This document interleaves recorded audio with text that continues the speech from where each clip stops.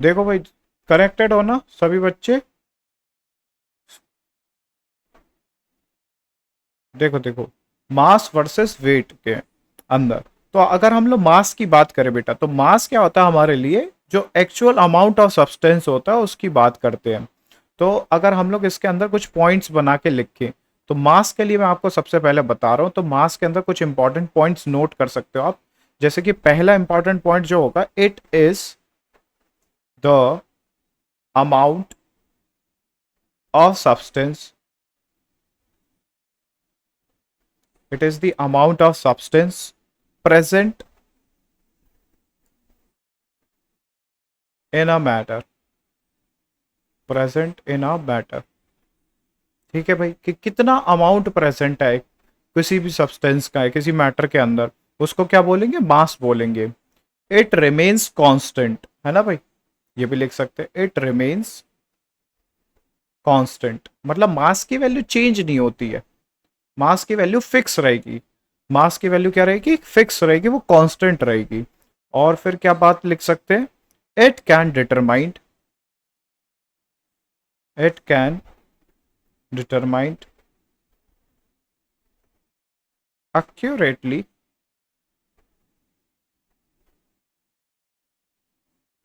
it can determine accurately using an analytical balance, an analytical balance।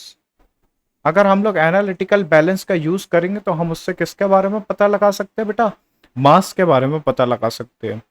और जो उसकी SI unit होती है उसके बारे में भी बात कर लेते हैं। तो जो एसआई यूनिट है मास की, वो केजी में होती है।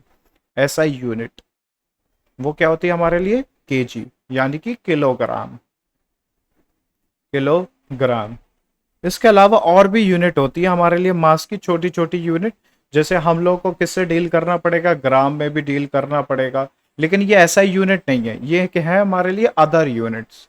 इनको क्या बोलेंगे हम लोग, अदर यूनिट्स, अदर यूनिट्स। कौन कौन सी हो सकती है, जैसे एग्जांपल के तौर पर मैं बता देता हूँ। पहली, अगर हम लोग बात करें, ग्राम हो सकती है, ठीक है। इसके अलावा हम लोग 1 AMU, ये भी आपने सुना होगा, एटॉमिक मास यूनिट, ये भी हमारे लिए क्या होती है, एक तरीके से यूनिट है, मास की यूनिट है।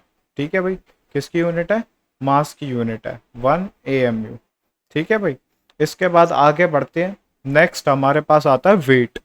वेट क्या होता है, वेट, वेट एक्चुअली में क्या होगा हमारे लिए, it is the force exerted on an object by gravity, it is an force exerted on an object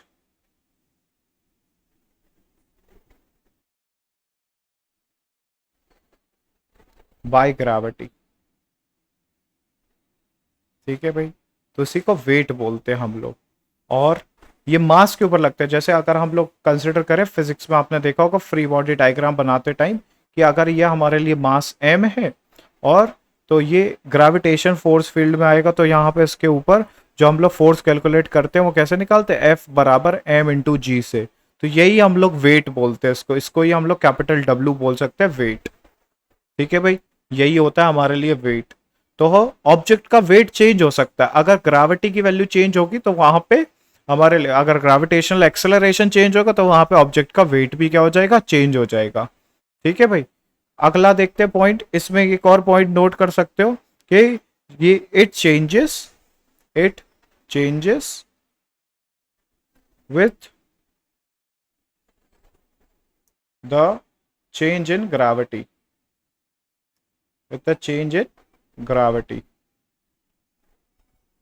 मतलब अगर हम लोग ऐसी बात करें कि अगर मेरा वेट यहाँ पर मान लेते हैं 60 kg है, तो अगर मैं मून पर जाऊंगा तो मेरा वेट 1/6 यानी कि 10 kg मुझे ऑब्जर्व होगा। ठीक है भाई, तो अगर मैं ऐसे बोलूं कि ये मैं हूं, और मेरा वेट, वेट कितना लिखा मैंने, 60 kg। ये 60 kg मैंने कब बोला है, ये 60 kg मैंने बोला है अर्थ पे। कहां पर बताया बेटा, अर्थ पे। अगर मैं मूव कर गया, मान लेता अगर मैं कहाँ चला गया, मून के ऊपर चला गया, ठीक है भाई, तो वहां पे वेट मेरा कितना फील होगा, 10 kg फील होगा मुझे। मुझे अपना वेट कितना फील होगा? 10 kg मून के ऊपर। इसका रीजन क्या है? क्यों? क्योंकि यहाँ पर ग्रेविटी कितनी हो जाती है? मून के ऊपर ग्रेविटी कितनी हो जाती है? मून की जो ग्रेविटी है वो कितनी हो जाती है? 1/6 times of earth. 1/6 times of earth हो जाती है। तो इसीलिए हमारे लिए वहां पे क्या हो जाता है बेटा, कि हमारे लिए जो वेट है वो 10 kg निकल के आ रहा है। ठीक है, इस तरीके से हम लोग वेट के बारे में। अब देखो वेट की जो एक्चुअली में यूनिट होती है, हम लोग वेट की जो यूनिट है बेटा, देखो वेट की, अगर हम लोग एसआई यूनिट की बात करें, वेट की एसआई यूनिट, तो वो निकल के आती है न्यूटन, क्योंकि ये एक तरीके से फोर्स ही है हमारे लिए। तो हम इसकी यूनिट को क्या मानेंगे? न्यूटन मानेंगे। ठीक है, तो 10 kg वेट लिखना पड़ेगा मुझे। इसको क्या लिखना पड़ेगा? 10 kg वेट, और इसको 60 kg वेट, यानी कि ये हो गया हमारे लिए 60 न्यूटन, और ये कितना हो गया हमारे लिए? 10 न्यूटन। ये 10 kg वेट, यानी कि केजी वेट को ही हम लोग क्या लिख सकते हैं? न्यूटन लिख सकते हैं, केजी वेट। ठीक है भाई, अब आगे बढ़ते हैं। अब इसको अगर डिटरमाइन करना है तो इसको डिटरमाइन कैसे कर सकते हैं? It can be easily determined by spring balance, can be determined by spring balance. Spring balance की मदद से हम इसको इजीली डिटरमाइन कर सकते हैं। स्प्रिंग बैलेंस क्या होता है? एक तरीके से एक डिवाइस होती है। उसमें क्या होगा बेटा? इस तरीके से हमारे लिए एक डिवाइस होगी, नीचे क्या लगा होगा? हुक लगा होगा एक, नीचे क्या लगा होगा? एक हुक लगा होगा, और इसके अंदर एक हमारे लिए स्प्रिंग प्रेजेंट होगी। इसके अंदर क्या प्रेजेंट होगी? एक स्प्रिंग प्रेजेंट होगी, और यहां पर रीडिंग्स लिखी होंगी। ठीक है भाई, और इसका मार्किंग होंगी। तो जितना नीचे ये हुक जाएगा उससे हम लोग क्या मेजर कर सकते हैं? वेट मेजर कर सकते हैं। इसको क्या बोलते हैं? Spring balance. अगर स्प्रिंग बैलेंस से बात करें तो हम लोग किसको मेजर कर सकते हैं? वेट को मेजर कर सकते हैं। किसको मेजर कर सकते हैं? वेट को। लेकिन अगर बात करते हैं किसकी, मान लेते हैं अगर हम लोग बात करते हैं मास की, तो मास के लिए हमें चाहिए पड़ेगा एनालिटिकल बैलेंस। एनालिटिकल बैलेंस, उस एनालिटिकल बैलेंस पे क्या होगा? तराजू। तराजू मतलब क्या? हम किसी के रिस्पेक्ट में निकालेंगे। मतलब वहां पे क्या होगा? एक हमारे लिए इस तरीके से लीवर होगा, एक शाफ्ट होगी कनेक्टेड, और दोनों तरफ पे क्या होंगे भाई? इस तरीके से हम लोग दोनों तरफ पे वेट को बैलेंस करेंगे। इस तरीके से तराजू होता है, नहीं होता है? उस तराजू की बात कर रहे हैं। तो एनालिटिकल बैलेंस पे हम लोग मेजर करते हैं किसको? मास को। इस पे किसको मेजर करेंगे बेटा? मास को।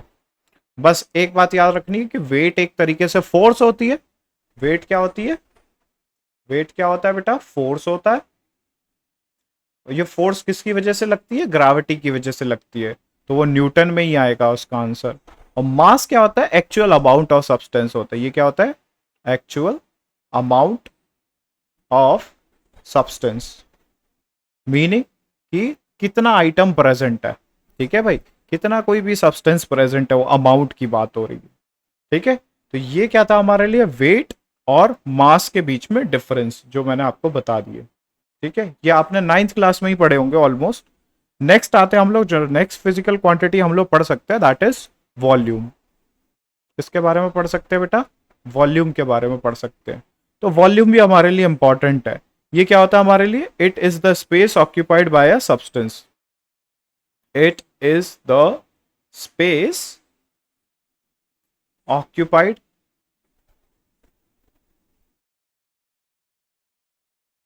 Bye a substance.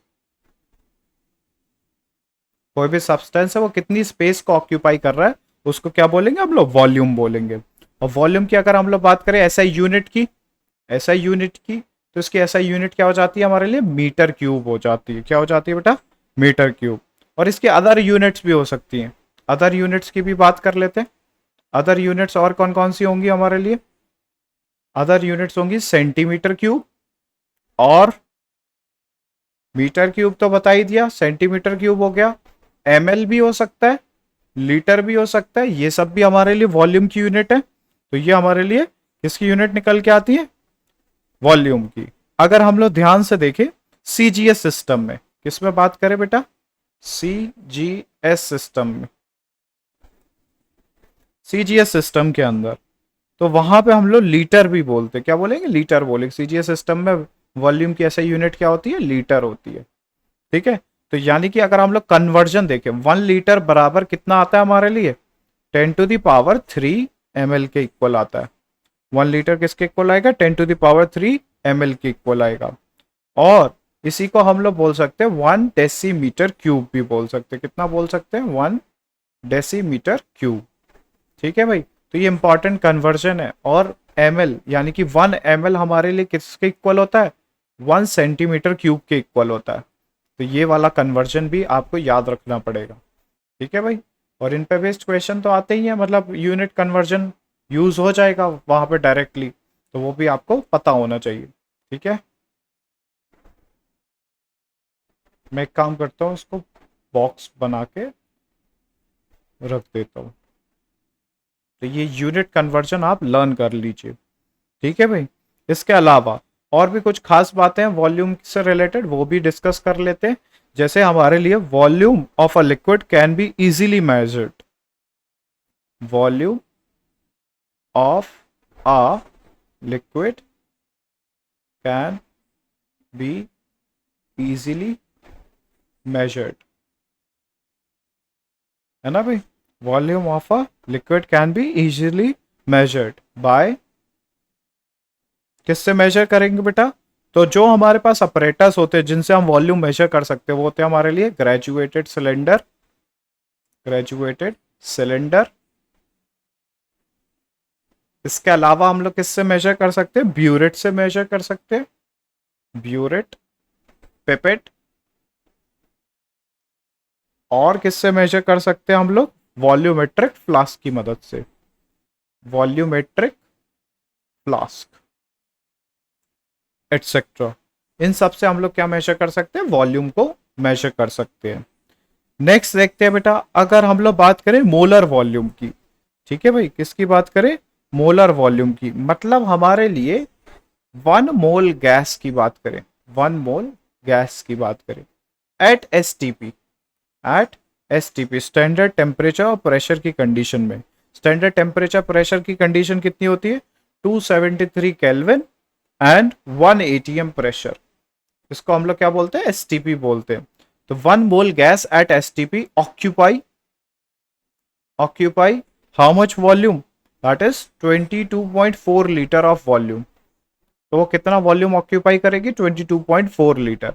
अगर आपको मोल समझ में नहीं आ रहा है तो एक काम कीजिए, ऐसा समझिए कि मेरे पास एक कंटेनर है, उस कंटेनर के अंदर मैंने किसी गैस को फिल कर रखा है और वो गैस का अमाउंट कितना है? 1 मोल है। और उस गैस के कंटेनर में जो मैंने गैस फिल कर रखी है वो कैसी है? आइडियल गैस है। और उसका टेम्परेचर कितना है? 273 और 1 एटीएम प्रेशर है। तो वहां पर वॉल्यूम कितना निकल के आएगा? 22.4 लीटर। ये हमारे लिए एक इंपॉर्टेंट रिलेशनशिप है। ठीक है भाई, इसको लर्न करना पड़ेगा आपको। Volume 1 mole gas at STP occupy how much volume? 22.4 litre volume. ठीक है, इसके आगे बढ़ते हैं। अब नेक्स्ट जो टॉपिक आता है हमारे लिए वो होता है डेंसिटी का। किसका आता है बेटा? वॉल्यूम की बात कर ली, अब हम लोग किसकी बात कर सकते हैं? डेंसिटी की। तो डेंसिटी भी सिंपल है। डेंसिटी किसके बराबर होता है? Density is equals to mass upon volume, mass upon volume. इसको डिफाइन कैसे करेंगे? बड़ा सिंपल सा है। It is defined as amount of mass, amount of mass per unit volume, per unit volume, है ना भाई? It is defined as amount of mass per unit volume called as density. बड़ा simple सा है। Formula क्या है? Density is equals to mass upon volume. Very good. उसके बाद आते हैं हम लोग इसकी यूनिट के ऊपर। तो एसआई यूनिट क्या हो जाएगी इसकी? एसआई यूनिट की अगर हम लोग बात करें डेंसिटी की तो वो आती है केजी पर मीटर क्यूब। क्या आएगी बेटा? केजी पर मीटर क्यूब। पर इसके अलावा भी और यूनिट होती है। जैसे अगर हम लोग बात करते सीजीएस सिस्टम में, सीजीएस में अगर हम लोग बात करें यूनिट की तो वो निकल के आती है ग्राम पर सेंटीमीटर क्यूब। क्या निकल कर आएगी बेटा? ग्राम पर सेंटीमीटर क्यूब। ठीक है, उसके बाद हम लोग बात करते हैं कि डेंसिटी एक्चुअली में क्या बताती है। डेंसिटी ये बताती है कि यूनिट वॉल्यूम के अंदर कितने पार्टिकल्स प्रेजेंट है, ये बताती है। ठीक है भाई, तो डेंसिटी का मीनिंग आपको समझ में आना चाहिए। जैसे अगर मैं बात करता हूं कि मैं कुछ बॉक्स बनाता हूं, जैसे यहां पे मैंने कुछ बॉक्स बनाए,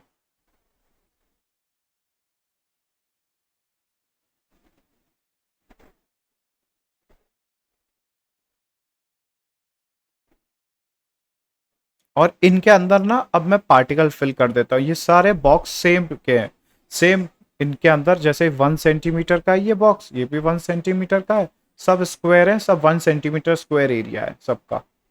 ठीक है भाई, ये भी 1 सेंटीमीटर है, ये भी 1 सेंटीमीटर है, और ये भी 1 सेंटीमीटर है, और ये भी 1 सेंटीमीटर है। बस अब क्या करते हैं हम ना, इसके अंदर पार्टिकल फिल करते हैं। कैसे फिल करते हैं, पहले बॉक्स के अंदर इधर पे मैंने ज्यादा पार्टिकल फिल कर दिए, मान लेते हैं यहाँ पर मैंने बहुत सारे पार्टिकल फिल कर दिए। 3D में ही ये बॉक्स, आप ऐसा समझिए, इस तरीके से मैंने टाइटली करके पार्टिकल को क्या कर दिया बेटा, पैक कर दिया। ठीक है, अब क्या करते हैं, इधर पे ना हम लोग पार्टिकल को इधर पे भी पैक करते हैं, बट थोड़ा सा दूर दूर, थोड़ा सा दूर दूर। इसके अंदर भी पार्टिकल पैक्ड है, बट लूजली पैक्ड है। ठीक है, इसके अंदर देखते हैं, इसके अंदर तो और दूर दूर है पार्टिकल पैक, इसके अंदर और दूर दूर पैक है।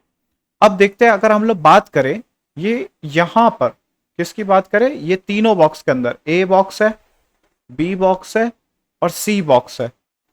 तीनों बॉक्स का वॉल्यूम तो हमने फिक्स रखा, लेकिन ए वाले बॉक्स के अंदर ज्यादा पार्टिकल फिट हो गए, नहीं हो गए।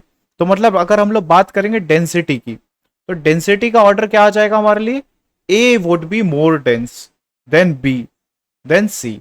इसका रीजन क्या देंगे हम लोग, इसका रीजन क्या होगा, क्योंकि हमारे लिए यूनिट वॉल्यूम के अंदर ए के अंदर ज्यादा पार्टिकल फिट है, इसलिए हमारे लिए वो बॉक्स कैसा है, डेंस है। बी वाला लेस डेंस है। क्यों लेस डेंस है, क्योंकि इसके अंदर यूनिट वॉल्यूम में कम पार्टिकल है, और सी के अंदर तो और भी कम पार्टिकल है। अब मैंने ये एक बॉक्स खाली क्यों छोड़ रखा है, यहां पे मैं आपको बताना चाहता हूं कि मान लेते हैं ये मेरे पास डी बॉक्स था। ठीक है, अब इसके अंदर भी पार्टिकल फिट करते हैं हम लोग, लेकिन बस क्या करता हूं, यहां पर ना मैं इस तरीके से पार्टिकल फिट करता हूं,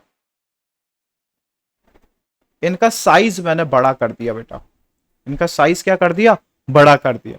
तो इसकी भी डेंसिटी क्या हो जाएगी, बताइए, इसकी डेंसिटी क्या हो जाएगी, कम होगी या ज्यादा होगी, बताओ जल्दी से, इसकी डेंसिटी कैसी हो जाएगी, मैसेज करो जल्दी से। कम हो जाएगी बेटा, है ना, इसकी डेंसिटी क्या हो जाएगी, कम हो जाएगी। रीजन क्या है, यूनिट वॉल्यूम के अंदर पार्टिकल इसमें भी कम आ रहे हैं, यूनिट वॉल्यूम के अंदर पार्टिकल इसमें भी कम आ रहे हैं। ठीक है, तो वो भी हमारे लिए क्या हो जाएगा, लेस डेंस हो जाएगा, इसकी डेंसिटी क्या हो जाएगी, कम हो जाएगी। ठीक है, आगे बढ़ते हैं अब। इसके बाद नेक्स्ट देखते हैं, हमारे पास जो टॉपिक आता है डेंसिटी के बाद, वो आता है टेम्परेचर का। अब हम लोग किसके बारे में बात कर सकते हैं, टेम्परेचर की। टेम्परेचर एक्चुअली में होता क्या है, टेम्परेचर होता है डिग्री ऑफ हॉटनेस और कोल्डनेस ऑफ अ सब्सटेंस। ये क्या होता है, डिग्री ऑफ हॉटनेस और कोल्डनेस ऑफ अ सब्सटेंस।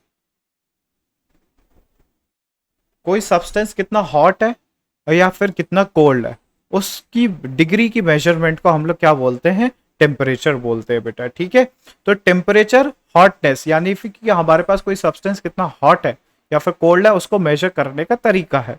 ठीक है भाई, अब देखते हैं हम लोग इसके अंदर, अगर इसकी यूनिट्स की बात करें तो हमारे पास कई सारे स्केल होते हैं। टेम्परेचर के अंदर कई सारे स्केल है। जैसे मैं बात करता हूँ, एक होता है स्केल डिग्री सेंटीग्रेड वाला स्केल होता है, इसको क्या बोलते हैं, डिग्री सेल्सियस, तो क्या बोलेंगे, डिग्री सेल्सियस। ठीक है भाई, इसके अलावा और कौन सा होता है, जैसे मैं आपको पता होगा डिग्री फ़ारेनहाइट होता है, इसको क्या बोलेंगे, डिग्री फ़ारेनहाइट। तो फ़ारेनहाइट स्केल भी होता है हमारे लिए, फ़ारेनहाइट। इसके अलावा और भी होते हैं जैसे केल्विन, तो ये क्या कहलाता है, केल्विन, केल्विन स्केल। ठीक है भाई, इसके अलावा और भी होते हैं हमारे लिए, जैसे हमारे लिए यूज होता है रैंकिन स्केल, रैंकिन स्केल। तो रैंकिन स्केल में भी हम लोग मेजर कर सकते हैं। तो ये सारी चीजें हमारे लिए किसके मेजरमेंट में आती हैं बेटा? टेम्परेचर के मेजरमेंट में। यहाँ पे आपको बस दो तीन चीजें याद करनी है। वो क्या याद करना है? कन्वर्जन आपको पता होना चाहिए कि फ़ारेनहाइट से डिग्री सेल्सियस में कैसे कन्वर्ट करेंगे, और केल्विन से डिग्री सेल्सियस, और केल्विन से डिग्री फ़ारेनहाइट। तो ये आपको क्या करना है? बस एक कन्वर्जन याद रखना है। यानी कि अगर डिग्री फ़ारेनहाइट की वैल्यू आपको निकालनी है और डिग्री सेल्सियस की वैल्यू गिवन है, तो आपको क्या करना है? 9/5 जो भी वैल्यू डिग्री सेल्सियस में गिवन है उसको यहां पर पुट कर देना और उसमें 32 ऐड कर देना है। तो यहां से हमारे लिए जो वैल्यू निकल के आएगी वो किस में आ जाएगी बेटा? डिग्री फ़ारेनहाइट में आ जाएगी। अगर हम लोग बात करें किसकी? केल्विन। अगर मेरे को केल्विन में टेम्परेचर निकालना और डिग्री सेल्सियस में वैल्यू गिवन है, तो आपको वहां पे कितना ऐड करना पड़ेगा? 273.15। ये आपको ऐड करना पड़ेगा 273.15।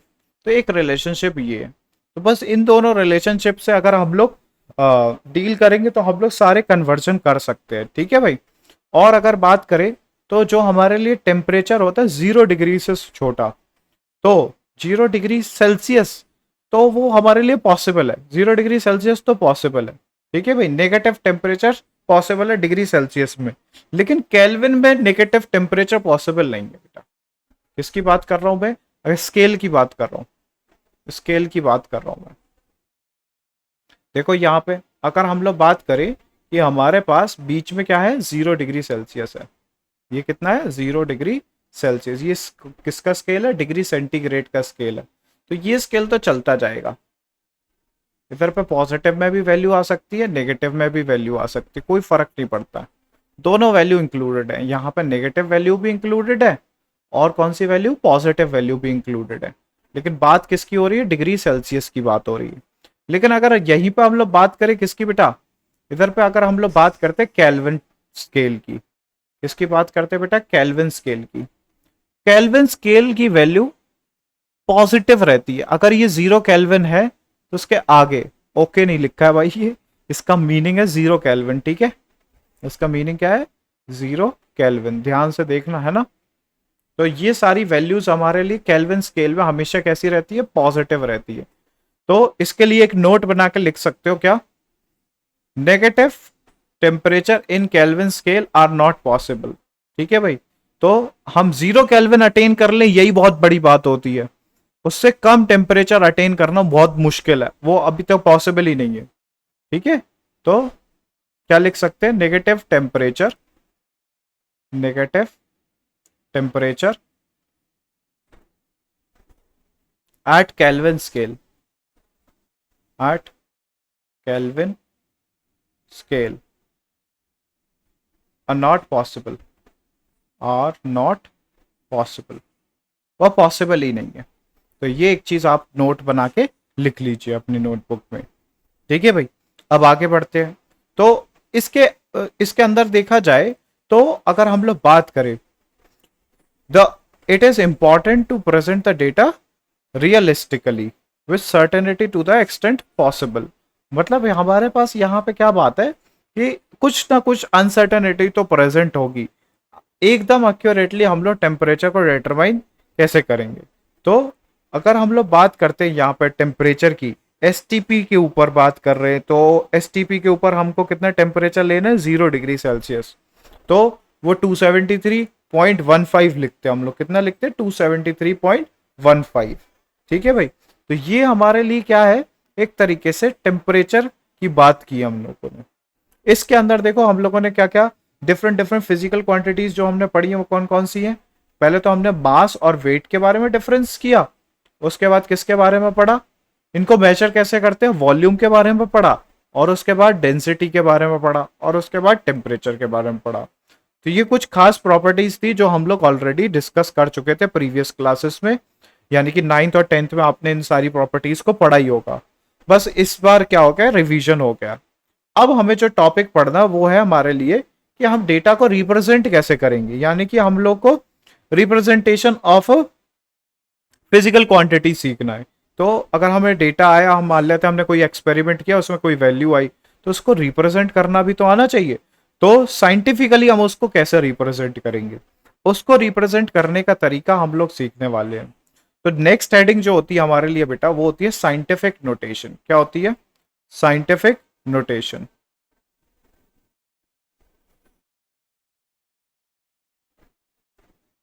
साइंटिफिक नोटेशन, ये बहुत इंपॉर्टेंट चीज है।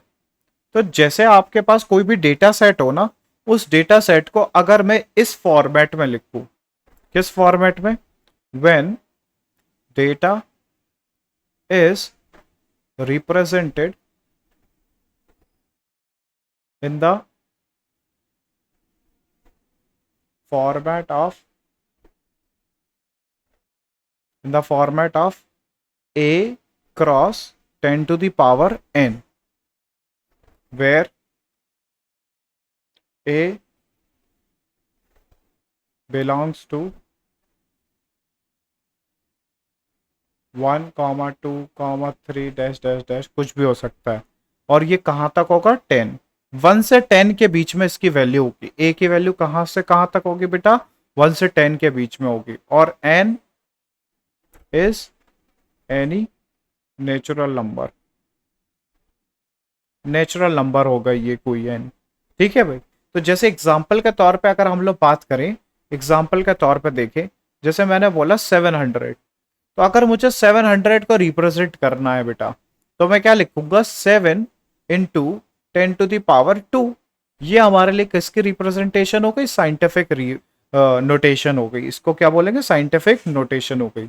जैसे एक और एग्जांपल बताता हूँ, जैसे मैंने बोला 138.42, तो आप इस नंबर को कैसे लिख सकते हैं? बड़े सिंपल तरीके, 1.3842 मल्टीप्लाइड बाई 10⁻²। इस तरीके से रिप्रेजेंट कर सकते हैं। मान लेते हैं हमारे पास छोटा नंबर है, जैसे हम लोग बात करते हैं यहाँ पर, और दूसरा एग्जांपल जैसे मैं बोलता हूँ 0.0012 है।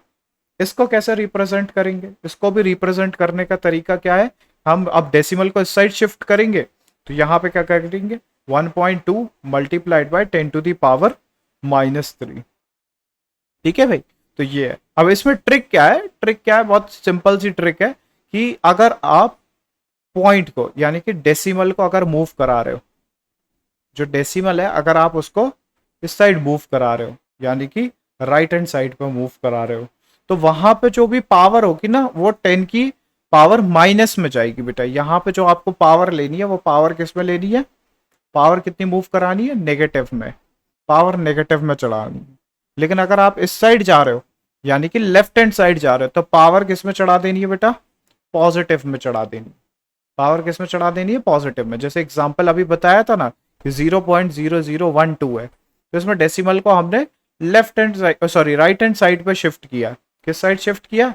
राइट हैंड साइड पे। कितने डिजिट शिफ्ट किया? देखो, 1 डिजिट शिफ्ट किया, 2 डिजिट शिफ्ट किया और 3 डिजिट शिफ्ट किया। 3 डिजिट शिफ्ट किया, तो मतलब हमारे लिए कितना आएगा? 1.2 मल्टीप्लाइड बाई 10⁻³ ये आंसर आ जाएगा। बड़ा सिंपल सा लॉजिक है।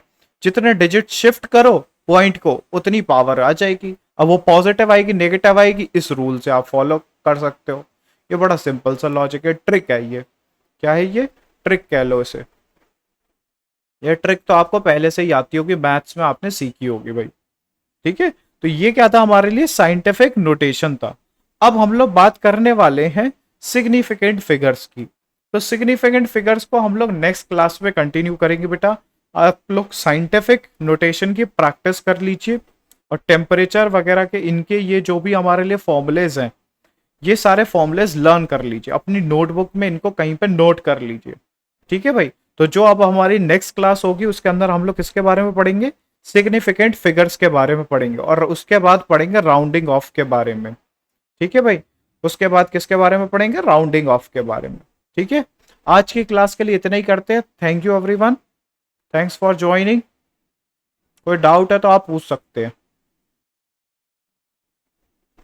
अगर आपको कोई डाउट है तो अभी आप पूछ सकते हैं।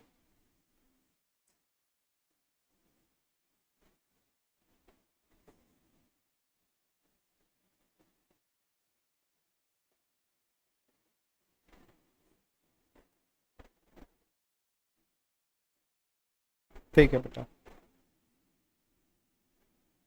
इसके नोट्स बनाते जाना सभी बच्चे। नोट्स बना रहे हो, एक कॉपी बना लो, उसमें सारे के सारे जो भी मैं कॉन्सेप्ट बता रहा हूँ यहाँ पे, जो भी लिखा रहा हूँ वो सब नोट करते जाना साथ के साथ ही। बहुत इंपॉर्टेंट है ये सब। ठीक है। अब जो नेक्स्ट क्लास में स्टार्ट होगा, जो कि होगा हमारे लिए सिग्निफिकेंट फिगर, उसका क्वेश्चन मिलेगा ही मिलेगा एग्जाम में। एनसीईआरटी में भी बहुत सारे क्वेश्चन मिलेंगे सिग्निफिकेंट फिगर्स के।